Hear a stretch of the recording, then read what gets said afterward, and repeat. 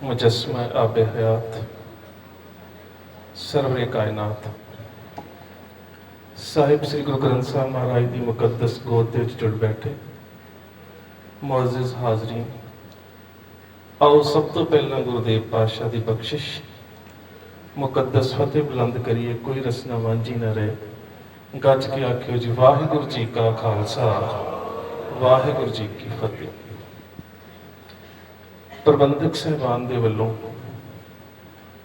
आप जी दे नाल साझा करन दे वास्ते जिहड़ा मजमून जिहड़ा सबजैक्ट दिता गया है वो है गुरु अर्जन देव महाराज जी की शहादत। गुरु अर्जन देव महाराज की शहादत जदों असी सिख नज़रिए तो वेखते हैं तो यदा एक होर रूप है। जदों असी विश्वव्यापी दृष्टि दे विच वेखते हैं तो इसका रूप होर है। कोशिश करांगे कि शहादत के इस पैरामीटर नूं, शहादत की महानता नूं असी दोहां ही रूपों के विच विचारन की कोशिश करिए। अंतरराष्ट्रीय समैटिक रिलीजन जिहड़े सामी देश ने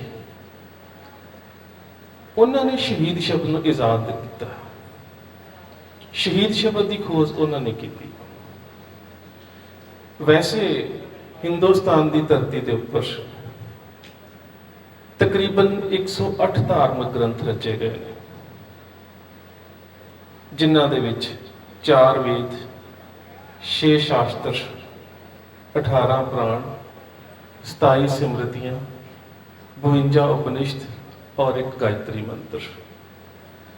जिस तरह अज भी साडे बच्चे किसी खास खेत्र दे विच अकैडमिक लैवल नूं पार करके एक डिग्री लेंदे ने, जे वो बैचलर करते हैं तो अपने नाम के अगे बैचलर डिग्री लगा सकते हैं।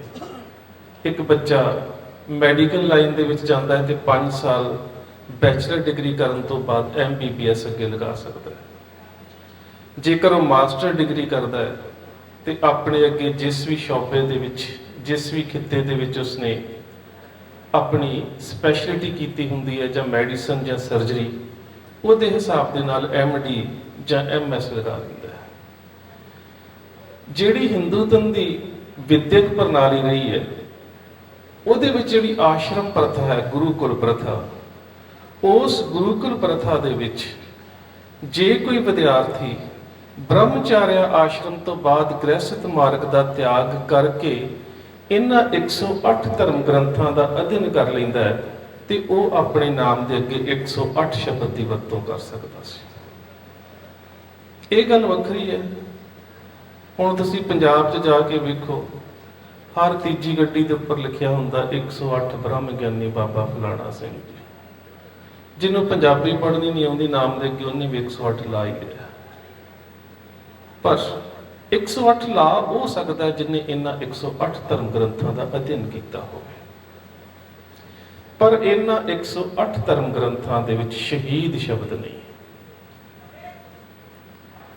शहीद शब्द अरबी भाषा का है। अरबी भाषा तो यह फारसी भाषा के विच आया है। और सब तो पहला जिहड़ी लिखत की वरतों हुई है शहीद शब्द की, भावें कि सल्लल्लाहु अलैहि वसल्लम हज़रत मुहम्मद साहब की नाज़िल हुई मुकद्दस कुरान शरीफ के कलमा शहादत तो है, पर शहीद शब्द की वरतों मुकद्दस हदीस के विच हुई है सब तो पहला। हुण अंतरराष्ट्रीय पद्धर के उपर एक शब्द जिहड़ा इन्ना प्रचारिया जाता है उस शब्द को इजाद किसी होर कौम ने किया है, उसकी परिभाषा किसी होर कौम ने दी है। जिस कौम ने शहीद शब्द को इजाद किया है, जिन्हों ने शहीद शब्द की खोज की है, उन्होंने परिभाषा बहुत छोटी रखी है। बहुत छोटी परिभाषा, इन्नी छोटी परिभाषा कि जंगे ओहद दे विच मदीने दे कोल जगह है, उस जंगे ओहद दे विच लड़दियां लड़दियां इस्लाम धर्म के बानी वाले वसल्लम हज़रत मुहम्मद साहब नूं उमैद बिन कमैया नाम के जरनैल ने तलवार का फट मारिया।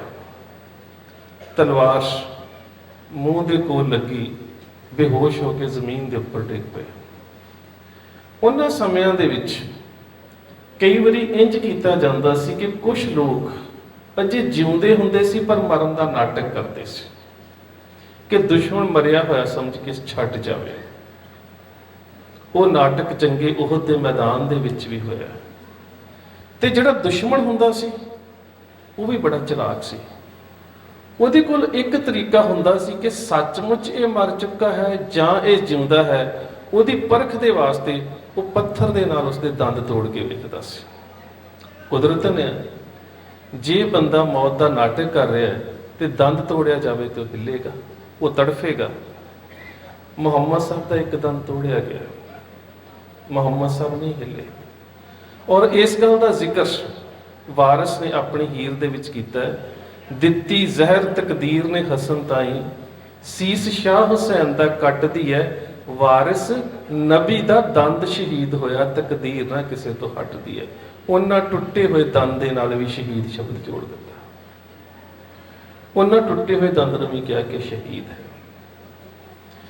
ਪਰ ਜਿਸ ਪੈਰਾਮੀਟਰ ਦੇ ਵਿੱਚ ਅਸੀਂ ਇਸ ਸ਼ਬਦ ਨੂੰ ਵਿਚਾਰਨਾ ਹੈ ਉਹ ਹੈ ਗੁਰਮਤਿ ਵਿਚਾਰਧਾਰਾ ਦਾ ਪ੍ਰਵੇਗ। ਜਿਸ ਗੁਰੂ ਗ੍ਰੰਥ ਸਾਹਿਬ ਮਹਾਰਾਜ ਦੀ ਪਵਿੱਤਰ ਗੋਦ ਦੇ ਜੁੜੇ ਬੈਠੇ ਹੋ, ਇਹਦੇ ਵਿੱਚ 2 ਵਾਰ ਸ਼ਹੀਦ ਸ਼ਬਦ ਆਇਆ। ਇਸਲਾਮੀ ਪਰੰਪਰਾ ਦੇ ਅਰੈਬਿਕ ਲੈਂਗੁਏਜ ਦੇ ਪ੍ਰਵੇਗ ਦੇ ਵਿੱਚ ਇਸ ਦੀ ਵਰਤੋਂ ਗੁਰੂ ਨਾਨਕ ਸਾਹਿਬ ਨੇ ਕੀਤੀ ਹੈ। ਸ਼ੇਖ, ਮਸਾਇਕ, ਕਾਜ਼ੀ, ਮੁੱਲਾ, ਦਰ, ਦਰਵੇਸ਼, ਰਸੀਦ, ਪੀਰ, ਪੈਗੰਬਰ, ਸਾਲਕ, ਸਾਦਕ, ਸੌਦੇ ਔਰ ਸ਼ਹੀਦ। ਕਈ ਵਾਰੀ ਅਸੀਂ ਕਹਿੰਦੇ ਹਾਂ, ਅਸੀਂ ਇਸ ਭਾਸ਼ਾ ਨੂੰ ਭੁੱਲ ਜਾਂਦੇ ਹਾਂ ਕਿ ਗੁਰੂ ਗ੍ਰੰਥ ਸਾਹਿਬ ਮਹਾਰਾਜ ਦੇ ਵਿੱਚ ਫਾਰਸੀ ਹੈ। ਫਾਰਸੀ ਤੋਂ ਪਹਿਲਾਂ ਜੇਕਰ ਗੱਲ ਕਰੀਏ ਤੇ ਸਾਹਿਬ ਸ੍ਰੀ ਗੁਰੂ ਗ੍ਰੰਥ ਸਾਹਿਬ ਮਹਾਰਾਜ ਦੇ ਵਿੱਚ ਅਰਬੀ ਭਾਸ਼ਾ ਦੇ ਸ਼ਬਦ ਬਹੁਤ ਨੇ। ਜਿਹੜਾ ਆਹ ਸ਼ਬਦ ਗੁਰੂ ਨਾਨਕ ਸਾਹਿਬ ਦਾ ਹੈ, ਜਿਹੜੀਆਂ ਮੈਂ ਉਚਾਰੀਆਂ ਹੋਈਆਂ ਤੁਕਾਂ ਉਹਨਾਂ ਦੀਆਂ ਪੜ੍ਹੀਆਂ ਨੇ, ਇਹ ਸਾਰੇ ਸ਼ਬਦ ਅਰਬੀ ਭਾਸ਼ਾ ਦੇ ਨੇ। ਦੂਸਰੀ ਵਾਰ ਇਸ ਸ਼ਹੀਦ ਸ਼ਬਦ ਦੀ ਵਰਤੋਂ ਕੀਤੀ ਹੈ ਭਗਤ ਰਵਿਦਾਸ ਜੀ ਨੇ ਤੇ ਕੀਤੀ ਹੈ ਕਬੀਰ ਸਾਹਿਬ ਦੇ ਪਰਿਵਾਰ ਦੇ ਬਾਰੇ। ਈਦ ਬਕਰੀਦ ਜਾ ਕੇ ਕੁੱਲ ਵਿਖੇ ਗਊਰੇ ਵੱਧ ਕਰੇ, ਮਾਨੀਏ ਸੇਖ ਸ਼ਹੀਦ ਪੀਰਾ। ਤੇ ਸ਼ਹੀਦ ਸ਼ਬਦ ਨੂੰ ਡਿਫਾਈਨ ਜਿਹੜਾ ਕੀਤਾ ਹੈ ਕਿ ਕੌਣ ਸ਼ਹੀਦ ਹੋ ਸਕਦਾ ਹੈ। ਨਹੀਂ ਤੇ ਮੌਤ ਤੋਂ ਤੇ ਅਸੀਂ ਸਾਰੇ ਡਰਦੇ ਹਾਂ, ਕੋਈ ਵੀ ਮਨੁੱਖ ਮਰਨਾ ਨਹੀਂ ਚਾਹੁੰਦਾ, ਸਾਰੇ ਹੀ ਅਸੀਂ ਮੌਤ ਤੋਂ ਡਰਦੇ ਹਾਂ। ਕਬੀਰ ਸਾਹਿਬ ਨੇ ਬੜਾ ਸੁੰਦਰ ਫੈਸਲਾ ਦੇ ਦਿੱਤਾ, ਜਿਹ ਮਰਨੇ ਸਭ ਜਗਤ ਰਾਸਿਆ, ਸੋ ਮਰਨਾ ਗੁਰ ਸ਼ਬਦ ਪ੍ਰਗਾਸਿਆ। ਅਬ ਕੈਸੇ ਮरूं ਮਰਨ ਮਨ ਮਾਨਿਆ, ਮਰ ਮਰ ਜਾਤੇ ਜਿਨ ਰਾਮ ਨਾ ਜਾਣਿਆ। ਮਰਨੋ ਮਰਨ ਕਹਿ ਸਭ ਕੋਈ, ਸਹਜੇ ਮਰੇ ਅਮਰ ਹੋਏ ਸੋਈ। ਕਹਿ ਕਬੀਰ ਮਨ ਭਇਆ ਆਨੰਦਾ, ਗਇਓ ਪਰਮ ਰਹਿਓ ਪਰਮ ਆਨੰਦਾ। ਮਰਨ ਤੋਂ ਅਸੀਂ ਸਾਰੇ ਡਰਦੇ ਹਾਂ, ਪਰ ਜਿਹੜੀ ਮੌਤ ਨੂੰ ਸ਼ਹਾਦਤ ਦਾ ਨਾਮ ਦਿੱਤਾ ਜਾਂਦਾ ਹੈ, ਉਹਨੂੰ ਕਿਵੇਂ ਪਰਿਭਾਸ਼ਿਤ ਕੀਤਾ ਜਾਵੇ, ਉਹਨੂੰ ਪਰਿਭਾਸ਼ਿਤ ਕਰਦੇ ਨੇ ਸਿੱਖ ਕੌਮ ਦੇ ਪਹਿਲੇ ਮਹਾਨ ਵਿਦਵਾਨ ਤੇ ਫਿਲਾਸਫਰ ਭਾਈ ਗੁਰਦਾਸ ਜੀ। ਉਹ ਕਹਿੰਦੇ ਨੇ, ਮੁਰਦਾ ਹੋਏ ਮੁਰੀਦ ਨਾ ਗੱਲੀ ਹੋਵਣਾ, ਸਬਰ ਸਿਦਕ ਸ਼ਹੀਦ ਭਰਮ ਭਉ ਹੋਵਣਾ। ਇਸ ਵਾਰ ਦੀ ਦੂਸਰੀ ਲਾਈਨ ਦੇ ਵਿੱਚ 5 ਸ਼ਬਦ ਜਿਹੜੇ ਆਏ ਨੇ, ਉਹਨਾਂ 5 ਸ਼ਬਦਾਂ ਦੇ ਵਿੱਚ ਵਿਚਕਾਰਲਾ ਸ਼ਬਦ ਹੈ ਸ਼ਹੀਦ। ਭਾਈ ਸਾਹਿਬ ਭਾਈ ਗੁਰਦਾਸ ਕਹਿੰਦੇ ਨੇ ਕਿ ਜਾਣਾ ਬੇਸ਼ੱਕ ਸਾਰਿਆਂ ਨੇ ਹੈ, ਪਰ ਜਿਹੜਾ ਸ਼ਹੀਦ ਹੈ ਉਹਨੂੰ 2 ਚੀਜ਼ਾਂ ਛੱਡਣੀਆਂ ਪੈਂਦੀਆਂ ਨੇ ਤੇ 2 ਚੀਜ਼ਾਂ ਧਾਰਨ ਕਰਨੀਆਂ ਪੈਂਦੀਆਂ ਨੇ। ਸਬਰ ਤੇ ਸਿਦਕ ਧਾਰਨ ਕਰਨਾ ਪੈਂਦਾ ਹੈ, ਭਰਮ ਔਰ ਭੈ ਗਵਾਉਣਾ ਪੈਂਦਾ। ਸਬਰ ਸਿਦਕ ਸ਼ਹੀਦ, ਭਰਮ ਭੈ ਖੋਵਣਾ। ਭਰਮ ਤੇ ਭੈ ਨੂੰ ਗਵਾ ਦੇਣਾ, ਸਬਰ ਔਰ ਸਿਦਕ ਨੂੰ ਧਾਰਨ ਕਰ ਲੈਣਾ, ਇਹ ਸ਼ਹਾਦਤ ਦਾ ਮਿਆਰ ਹੈ, ਇਹ ਸ਼ਹਾਦਤ ਦਾ ਪੈਰਾਮੀਟਰ ਹੈ। ਪਰ ਵਿਲੱਖਣਤਾ ਇਹ ਹੈ ਕਿ ਗੁਰੂ ਅਰਜਨ ਸਾਹਿਬ ਤੋਂ ਪਹਿਲਾਂ ਦੁਨੀਆ ਦੇ ਧਰਮਾਂ ਦੇ ਵਿੱਚ ਸ਼ਹਾਦਤਾਂ ਨਹੀਂ ਹੋਈਆਂ। ਕਿੰਨੇ ਸ਼ਹੀਦ ਹੋਏ ਨੇ। ਇਸਲਾਮ ਧਰਮ ਦੇ ਵਿੱਚ ਮਸਜਿਦ ਦੇ ਵਿੱਚ ਨਮਾਜ਼ ਪੜ੍ਹਦੇ ਹਜ਼ਰਤ ਅਲੀ ਨੂੰ ਸ਼ਹੀਦ ਕੀਤਾ ਗਿਆ। ਇਸਲਾਮ ਧਰਮ ਦੇ ਬਾਨੀ ਮੁਹੰਮਦ ਸਾਹਿਬ ਦੀ ਬੇਟੀ ਫਾਤਿਮਾ ਦੇ ਪੁੱਤਰ ਹਸਨ ਔਰ ਹੁਸੈਨ ਨੂੰ ਸ਼ਹੀਦ ਕੀਤਾ ਗਿਆ। ਹਜ਼ਰਤ ਹੁਸੈਨ ਦੇ ਪੁੱਤਰਾਂ ਨੂੰ ਅਲੀ ਅਲ ਅਕਬਰ ਔਰ ਅਲੀ ਅਲ ਅਸਗਰ ਨੂੰ ਕਰਬਲਾ ਦੇ ਮੈਦਾਨ ਦੇ ਵਿੱਚ ਸ਼ਹੀਦ ਕੀਤਾ ਗਿਆ। ਫਲਸਫੇ ਦੇ ਖੇਤਰ ਦੇ ਵਿੱਚ ਹੀਮਲੋਕ ਨਾਂ ਦਾ ਜ਼ਹਿਰ ਦੇ ਕੇ ਸੁਕਰਾਤ ਨੂੰ ਮਾਰਿਆ ਗਿਆ, ਸ਼ਹੀਦ ਕੀਤਾ ਗਿਆ। ਇਸੇ ਤਰ੍ਹਾਂ ਈਸਾਈ ਧਰਮ ਦੇ ਵਿੱਚ ਜੀਸਸ ਕ੍ਰਾਈਸਟ ਨੂੰ ਕਰੂਸੀਫਾਈ ਕੀਤਾ ਗਿਆ, ਸਲੀਬ ਦੇ ਉੱਪਰ ਚਾੜ ਕੇ ਸ਼ਹੀਦ ਕੀਤਾ ਗਿਆ। ਕੀ ਗੁਰੂ ਅਰਜਨ ਸਾਹਿਬ ਤੋਂ ਪਹਿਲਾਂ ਦੁਨੀਆ ਦੇ ਧਰਮਾਂ 'ਚ ਸ਼ਹਾਦਤਾਂ ਨਹੀਂ ਹੋਈਆਂ? ਬਿਲਕੁਲ ਹੋਈਆਂ ਨੇ। ਪਰ ਗੁਰੂ ਅਰਜਨ ਸਾਹਿਬ ਦੀ ਸ਼ਹਾਦਤ, ਮੈਂ ਪਹਿਲਾਂ ਵੀ ਗੱਲ ਕੀਤੀ ਸੀ, ਇੱਕ ਅਸੀਂ ਆਪਣੇ ਧਰਮ ਦੇ ਨਜ਼ਰੀਏ ਦੇ 'ਚ ਉਸ ਨੂੰ ਵਾਚਣਾ ਹੁੰਦਾ ਹੈ, ਇੱਕ ਅਸੀਂ ਅੰਤਰਰਾਸ਼ਟਰੀ ਨਜ਼ਰੀਏ 'ਚ ਵਾਚਣਾ ਹੈ। ਕਾਰਨ ਕੀ ਹੈ ਕਿ ਗੁਰੂ ਅਰਜਨ ਸਾਹਿਬ ਦੀ ਇੱਕ ਐਸੀ ਸ਼ਹਾਦਤ ਹੈ ਕਿ ਅਸੀਂ ਕਹਿੰਦੇ ਹਾਂ ਸ਼ਹੀਦਾਂ ਦੇ ਸਿਰਤਾਜ। ਹੁਣ ਗੱਲ ਇੱਥੇ ਆ ਕੇ ਟਿਕਦੀ ਹੈ ਕਿ ਕੋਈ ਸ਼ਹੀਦਾਂ ਦਾ ਵੀ ਰਾਜਾ ਹੋ ਸਕਦਾ ਹੈ, ਕੋਈ ਸ਼ਹੀਦਾਂ ਦਾ ਵੀ ਕਿੰਗ ਆਫ ਮਾਰਟਰ ਹੋ ਸਕਦਾ ਹੈ। ਸ਼ਹੀਦ ਤਾਂ ਸਾਰੇ ਸ਼ਹੀਦ ਨੇ, ਫਿਰ ਗੁਰੂ ਅਰਜਨ ਸਾਹਿਬ ਦੀ ਸ਼ਹੀਦੀ ਦੇ ਵਿੱਚ ਵਿਲੱਖਣਤਾ ਕੀ ਹੈ? ਵਿਲੱਖਣਤਾ ਦਾ ਅਧਿਐਨ ਕਰਨਾ ਇਤਿਹਾਸਕਾਰ ਦਾ ਕੰਮ ਹੁੰਦਾ ਹੈ ਕਿ ਵੱਖਰਾ ਕੀ ਹੈ, ਕਾਰਨ ਕੀ ਹੈ।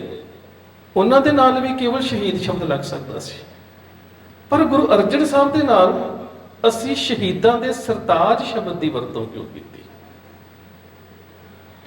ਉਹਦੇ ਵਾਸਤੇ ਸਾਨੂੰ ਥੋੜਾ ਜਿਹਾ ਪਿੱਛੇ ਜਾਣਾ ਪਵੇਗਾ। ਸਾਨੂੰ ਇਸਲਾਮ ਧਰਮ ਦੇ 3 ਸਰੋਤਾਂ ਦਾ ਅਧਿਐਨ ਕਰਨਾ ਪਵੇਗਾ। ਇੱਕ ਤੇ 1252 ਦੇ ਵਿੱਚ ਚੰਗੇਜ਼ ਖਾਨ ਦੀ ਲਿਖੀ ਹੋਈ ਕਿਤਾਬ ਬਲੀਕ, ਇੱਕ ਔਰੰਗਜ਼ੇਬ ਦੀ ਲਿਖੀ ਹੋਈ ਆਪਣੀ ਡਾਇਰੀ ਤੁਜ਼ਕੇ ਜਹਾਂਗੀਰੀ, ਇੱਕ ਸ਼ੇਖ ਅਹਿਮਦ ਸਰਹੰਦੀ ਦੀਆਂ ਚਿੱਠੀਆਂ ਦਾ ਸੰਗ੍ਰਹਿ ਜਿਹੜਾ ਇਸ ਵੇਲੇ ਲਿਬਰਾਨ ਦੀ ਲਾਇਬ੍ਰੇਰੀ ਦੇ ਵਿੱਚ ਪਿਆ ਹੈ, ਮਕਤੂਬਾਤ ਇਮਾਮ ਰਬਾਨੀ।